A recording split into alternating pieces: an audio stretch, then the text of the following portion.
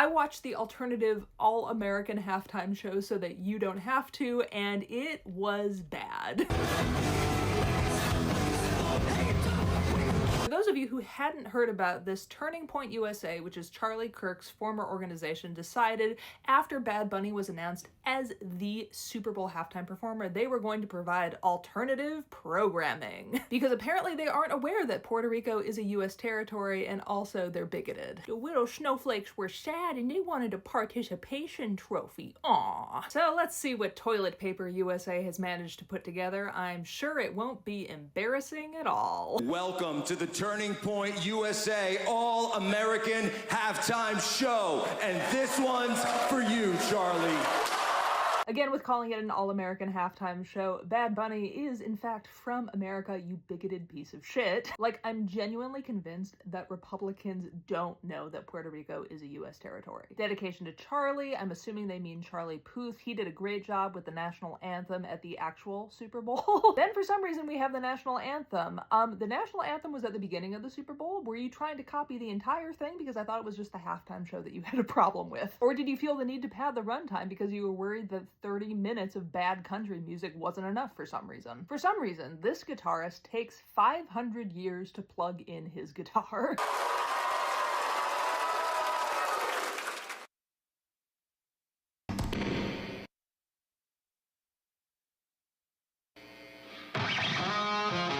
I don't know why he wasn't already there. I don't know why he wasn't already plugged in. To me, that just seems like bad stage management, which is a theme throughout this entire thing. Then we get to meet the first performer of the night, Brantley Gilbert. I don't know if you've seen the social media posts about Brantley Gilbert's statement about playing at this show, but if you haven't, it's fantastic. We're celebrating 250 years as a country, and it's been more than 20 years since a country artist has been asked to play the Super Bowl halftime show. I respect that some people may see this differently, but I'm not playing the show to be divisive. I was offered this opportunity and imagined my kids watching their daddy perform at halftime during the biggest game in American football. Everything I do for them. Guess what, bro? You still haven't played at the Super Bowl halftime show. You're telling me that if I take my violin out and I play a scale in front of one person, I can claim that I performed at the Super Bowl halftime show? No, that's fucking ridiculous. And it's interesting that you say that you're not trying to be divisive when in fact you are performing at something that is actively trying to steal views from the actual Super Bowl halftime show. I don't want to be divisive. I just want people to watch me instead of this Latino guy. And oh, boo-hoo, it's been more than 20 years since a country artist has been asked to play the Super Bowl halftime show.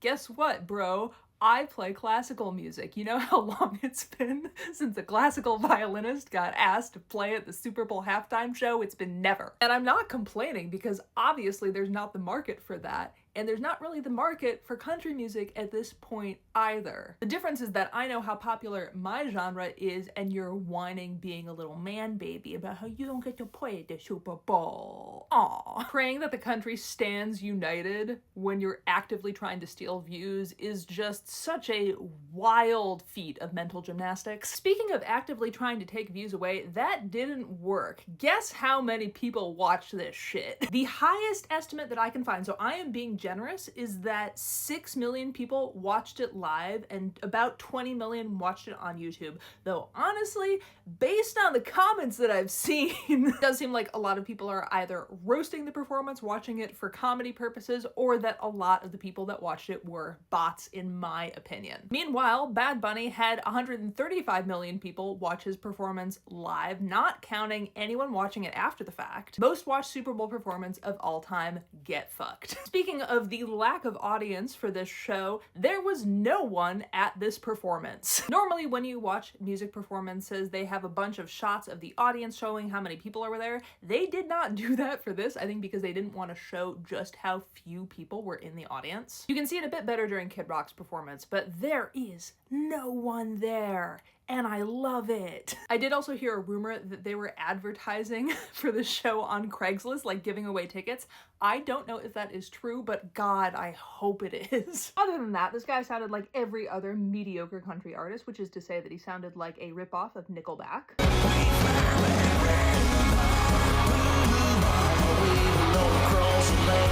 And there was fire. So much fire. My personal favorite part is when the guitarists did what I can only describe as the hippity hoppity. I like how they were like, we need to add some dimension to this performance. Can you guys just like kick a little bit while you're going down the stage? In his next song, Brantley Gilbert also attempted to rap, I think. Yeah, back in the day, Pond Farm was a place to go. Load the truck up, hit the dirt road. We could join the bar while spread the word. Like the bonfire, then call the girls. Now that is the most un-American thing I've seen in a halftime show so far, because America historically has good rap music. Jack Jen, were a few good men. And disrespectfully, if you're telling people that they need to get out of this country, I think you should stick to your own culture, buddy. Next performer was Gabby Barrett, and I have to be so honest, I am so disappointed in myself that I actually knew this song.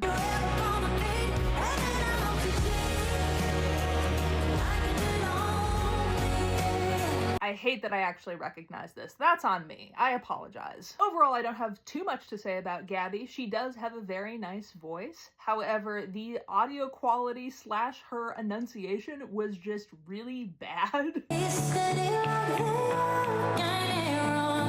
Oh, we can't understand what Bad Bunny's saying at the halftime show. Girl, I can't understand what you're saying. What the fuck?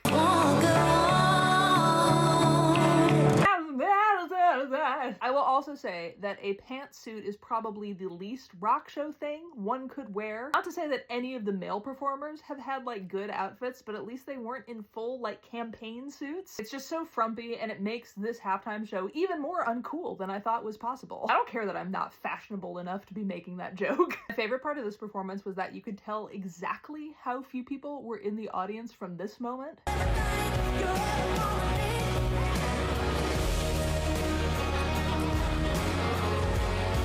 Oh, Gabby, you're so used to performing in a stadium of thousands of people. It doesn't work here. There's no one there. I like how she goes like, come on, like sing louder. Then we have this guy named Lee who has a couple of songs all about alcoholism and wanting to fish. 'Cause I belong to the tree class.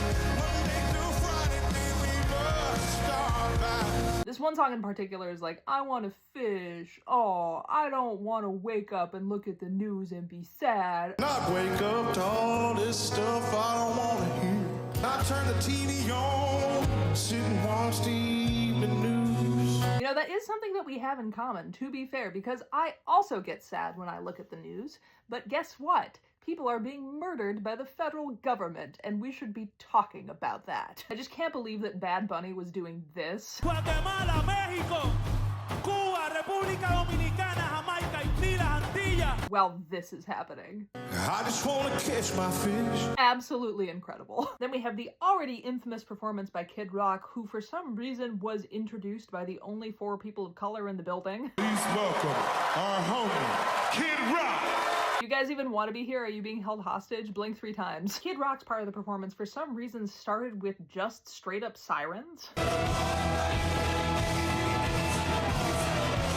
I'm assuming that's because he has lyrics about statutory rape being okay. You know, from what we've learned in the past month, it really does seem like Kid Rock is just another name for Epstein's Island. This whole performance just has the vibe of someone's weird uncle that got accidentally let out of the attic. Not only is he obviously lip syncing, but he's not even doing it well.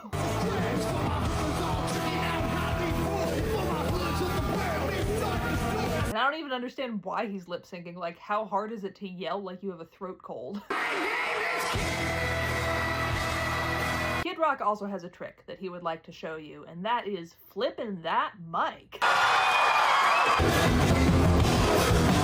He does this with the air of someone that thinks it's actually the coolest thing ever. It's like when a 5-year-old learns how to walk the dog with his yo-yo, and you have to go like, oh, good job, yay. Then we have this interlude played by a violinist and a pirate cellist.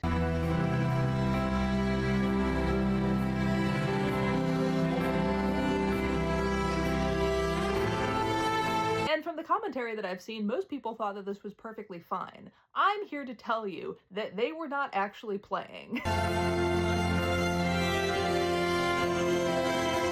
Which is wild to me because clearly they know how to play. At least the violinist does for sure. The bow arm is looking perfectly fine. She's able to do vibrato, so obviously she knows how to play the instrument, but for some reason they didn't let them play live. Like there's this one section in particular where it sounds like she's going up on the violin, but her bow goes to a lower string.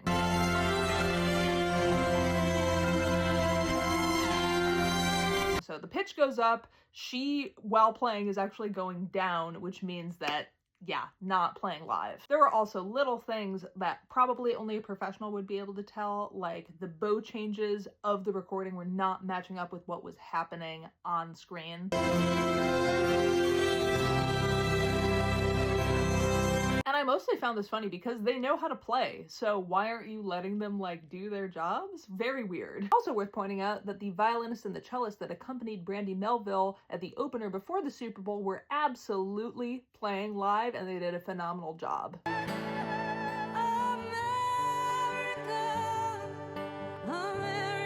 Don't know why these guys were scared to play live, but whatever. However, that stunning lip-syncing violin playing was just enough time for Kid Rock to put some pants on, and apparently once he puts pants on, he's a different person. Please welcome our brother, Robert Rich. Not much to say about this one that I haven't already said, except he really wants people to accept Jesus into their lives. You give your life to Jesus, and you give you a second chance. And I'm just here to tell him, no thanks. I'm good. Overall, I give Tipusa's halftime performance a why the fuck did you do that out of 10. I'm gonna go watch the Bad Bunny performance 10 times in a row to bleach my eyeballs from the shit I just had to watch. Okay, bye!